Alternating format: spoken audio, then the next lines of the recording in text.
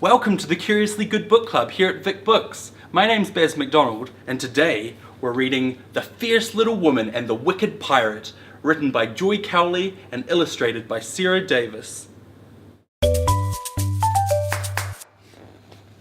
The fierce little woman lived in a house at the end of a jetty. She knitted socks and blue and green wool to sell to sailors who had got their feet wet. But when there were no ships at her jetty, she was quite alone. Sometimes the little woman walked up and down the jetty, playing her bagpipes to the seagulls. Inside her house there was a trap door, which she opened to the sea below. In summer, the fierce little woman climbed down through the trap door to swim under the jetty. In winter, she sat in her armchair beside the fire with a fishing line down the hole. At night, she lay in bed and listened to the sea, breathing in and out through under her door. One stormy day, a pirate came to the house on the jetty. He stood on his toes and started tip-tap-tapping on the window. The little woman sitting in her armchair knitting fiercely. "It's only the wind," she said. The pirate went on tap-tap-tapping like the glass. The woman put her head to one side and listened. "That's not the wind," she said. She looked out the window and called, "Who's there?" A voice answered, "I'm a wicked pirate. Let me in." "No," she said. "I'm a fierce little woman and you can't come in. Go away if you know what's good for you." "I'll break the window," said the pirate. "You do, and I'll whack you with my knitting needles," said the fierce little woman. The pirate didn't answer. A whole hour went by. Then there came a knocking at the door. A voice cried, "Let me in." "I told you to go away," called the fierce little woman. "Open your door, or I'll push it down," said the wicked pirate. "Just you try it," said the woman, "and I'll hit you on the head with my bagpipes."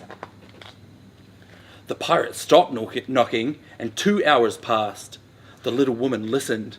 She could hear a faint scratching under the floor. "Let me in," said the voice. "Never," she said. "Raise the trapdoor," said the pirate. "If you don't, I'll force it open." "And you know what I'll do," said the fierce little woman. "I'll tie you up with my fishing line and throw you into the sea." "You wouldn't," said the wicked pirate. "Oh, yes, I would," said the fierce little woman. The pirate was quiet for a moment. "Please let me in," he said. "My ship has gone without me, and I've got no home. I'm hungry. I've got wet feet. Worst of all, it's getting dark." "No," she shouted. "Oh, please, I beg you," he said. "I'm very scared of the dark."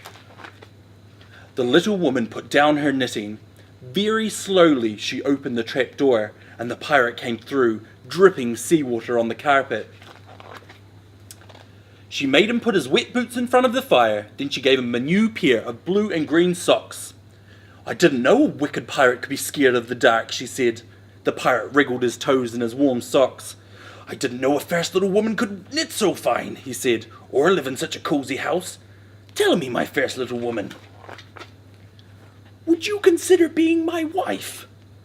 "Don't talk such nonsense," said the fierce little woman, but for the first time in her life, she smiled.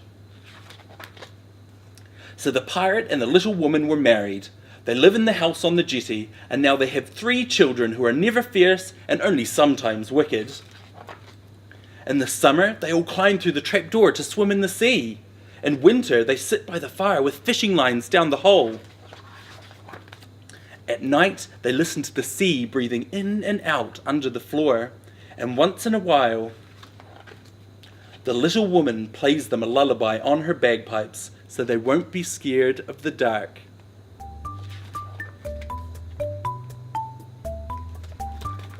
It's The Fierce Little Woman and the Wicked Pirate by Joy Cowley and illustrated by Sarah Davis.